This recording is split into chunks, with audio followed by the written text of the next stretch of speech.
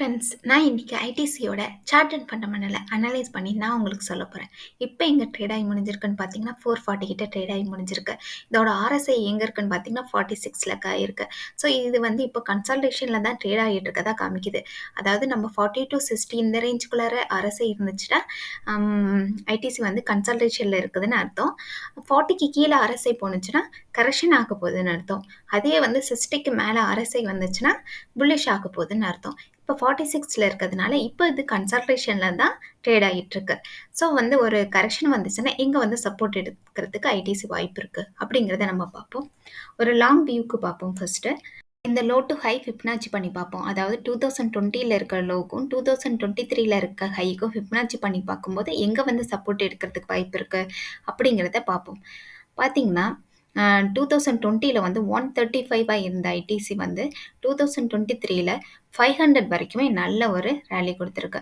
இப்போ வந்து மேக்ஸிமம் எங்கே வந்து சப்போர்ட் எடுக்கிறதுக்கு வாய்ப்பு இருக்குன்னு பார்த்தீங்கன்னா, இது 412ல சப்போர்ட் எடுக்கணும். இதை பிரேக் பண்ணிடுச்சுன்னா அது அடுத்த சப்போர்ட் எங்கே இருக்குன்னு பார்த்தீங்கன்னா 360ல தான் இருக்குது. இது ஒரு நல்ல சப்போர்ட்டாக இருக்கும். இந்த இடத்துல வந்து 100 டிஎம்ஏ இருக்கிறதுனால இங்கே வந்து சப்போர்ட் எடுக்கிறதுக்கும் அதிக வாய்ப்பு இருக்குது. எங்கன்னு பார்த்தீங்கன்னா 375. இதை ஒரு வேளை பிரேக் பண்ணிடுச்சுன்னா இந்த இடம் அதாவது 360 இந்த ரேஞ்சுக்குள்ளார சப்போர்ட் எடுத்துக்கணும்.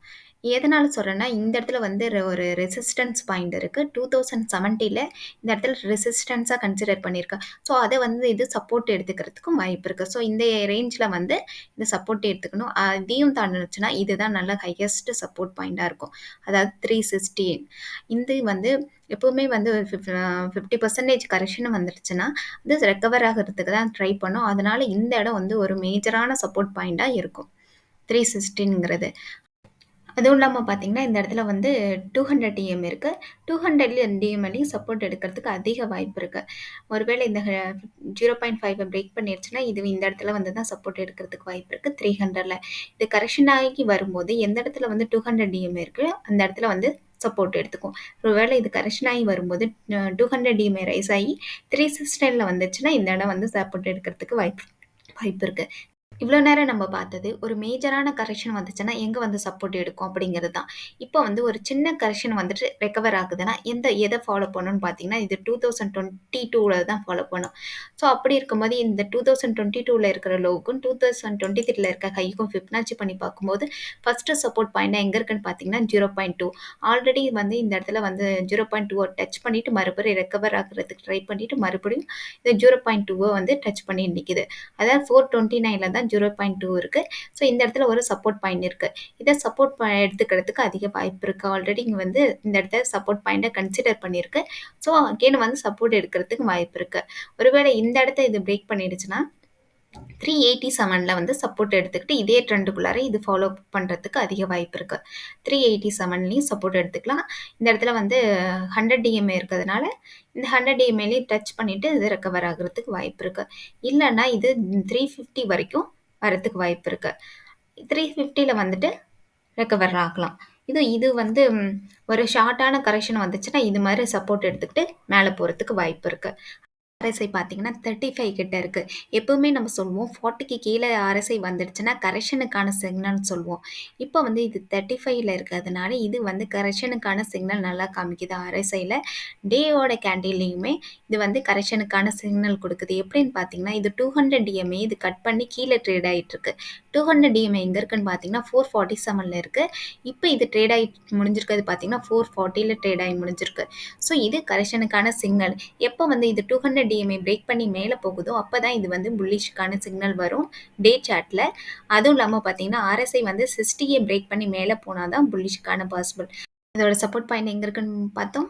429ல ஃபஸ்ட்டு சப்போர்ட் பாயிண்ட் இருக்குது. அடுத்த சப்போர்ட் பாயிண்ட் 387ல இருக்குது. இதையும் பிரேக் பண்ணிடுச்சுன்னா 350ல தான் சப்போர்ட் பாயிண்ட் இருக்குது. இதோடைய ஃபண்டமெண்டலை பார்க்கும்போது எங்களோட புக் வேல்யூ பார்த்தீங்கன்னா 55 கிட்ட இருக்குது. இவங்க வந்து மல்டி பிஸ்னஸ் பண்ணுறாங்க. என்னென்ன பிஸ்னஸ் பண்ணுறாங்கன்னு பார்த்தீங்கன்னா ஹோட்டல் பிஸ்னஸ் பண்ணுறாங்க, எஃப்எம்சிஜியில் இருக்காங்க, பேப்பர் போர்டு பண்ணுறாங்க, பேப்பர் அண்ட் பேக்கேஜிங் பண்ணுறாங்க, அக்ரி பிஸ்னஸில் இருக்காங்க, சிகரெட் மேக்கிங் பண்ணுறாங்க. ஸோ இவங்களுடைய பிஸ்னஸ் வந்து மல்டி பிஸ்னஸாக இருக்குது. எஃப்எம்சிஜிலே பார்த்தீங்கன்னா 2 கேட்டகரியில் வரும். ஒன்று பார்த்தீங்கன்னா சிகரெட்டில் வரும், இன்னொன்று வந்து அதர்ஸில் வரும். அதர்ஸில் வர கேட்டகரியில் என்னென்னு பார்த்தீங்கன்னா Aashirvaad, B natural, Sunfeast, Bingo, Yippee noodles, Classmate, Mangaldeep இந்த மாதிரி கேட்டகரிலாம் வந்து அதர்ஸ்லேயே எஃப்எம்சிஜியில் வரும். இவங்க எவ்வளோ டிவிடெண்ட் ஈல்டு குடுக்குறாங்கன்னு பார்த்தீங்கன்னா, 2.9% கிட்ட டிவிடெண்ட் குடுக்குறாங்க. ஆர்ஓசியும், ஆர்ஓயும் 15%க்கு மேல இருக்குன்னு சொல்லுவோம். இதுல வந்து ஆர்ஓசி வந்து 40% கிட்டயே இருக்கு. ஆர்ஓஇ பார்த்தீங்கன்னா 29% கிட்டயே இருக்கு. ஸோ ஆர்ஓஇயும் நல்லா இருக்கு. ஆர்ஓசியுமே நல்லா இருக்கு. ஒரு ஷேருக்கு இவங்க ₹16 வந்து ஏர்ன் பண்றாங்க. எஃப்ஐஐ பார்த்தீங்கன்னா 43%ல ஹோல்டிங்ல இருக்காங்க. லாஸ்ட் 3 இயர்ஸ்ல இவங்க 30% கிட்ட அவங்களோட ஸ்டேக்க இன்க்ரீஸ் பண்ணியிருக்காங்க. கரண்ட் ரேஷியோ பார்த்தீங்கன்னா 2க்கு மேலேயே இருக்கு. பிஇஜி ரேஷியோ 1க்கு கீழ இருந்தா ஃபேரான பிரைஸ்ன்னு சொல்லுவோம். இது 2.3 கிட்ட இருக்கு. ஃப்ரீ கேஷ் ஃப்ளோ வந்து 40 கிட்ட இருக்கு. சேல்ஸ் லாஸ்ட் 3 இயர்ஸ்ல எவ்வளோ காமிச்சிருக்காங்கன்னு பார்த்தீங்கன்னா 12% கிட்ட காமிச்சிருக்காங்க. ப்ராஃபிட் லாஸ்ட் 3 இயர்ஸ்ல 7.4% தான் காமிச்சிருக்காங்க. பார்த்தீங்கன்னா இவங்களோட சேல்ஸ் வந்து செப்டம்பர்ல 17,774 க்ரோஸா இருந்தது. டிசம்பர் 2023ல 18 க்ரோஸா இன்க்ரீஸ் ஆயிருக்கு. ஆப்பரேட்டிங் ப்ராஃபிட் பார்த்தீங்கன்னா 6,454 க்ரோஸா செப்டம்பர் மந்த் இருந்திருக்கு. அதுவே டிசம்பர் மந்த் பார்த்தீங்கன்னா 6,500 க்ரோஸா இன்க்ரீஸ் ஆயிருக்கு. ஓவராலா நெட் ப்ராஃபிட் பார்க்கும்போது செப்டம்பர்ல 4,955 க்ரோஸா இருந்தது. அதுவே டிசம்பர்ல வந்து 5,400 க்ரோஸா இன்க்ரீஸ் ஆயிருக்கு. ஏர்னிங் பெர் ஷேர் பார்த்தீங்கன்னா செப்டம்பர்ல 3.93 கிட்ட இருந்திருக்கு. அதுவே டிசம்பர்ல 4.28 இன்க்ரீஸ் ஆயிருக்கு.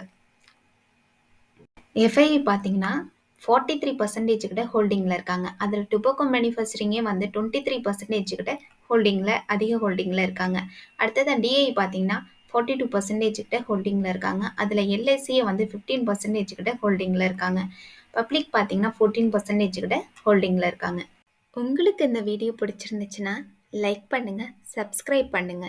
இந்த வீடியோ பார்த்தீங்கன்னா எஜுகேஷன் பர்பஸ்க்காக தான்.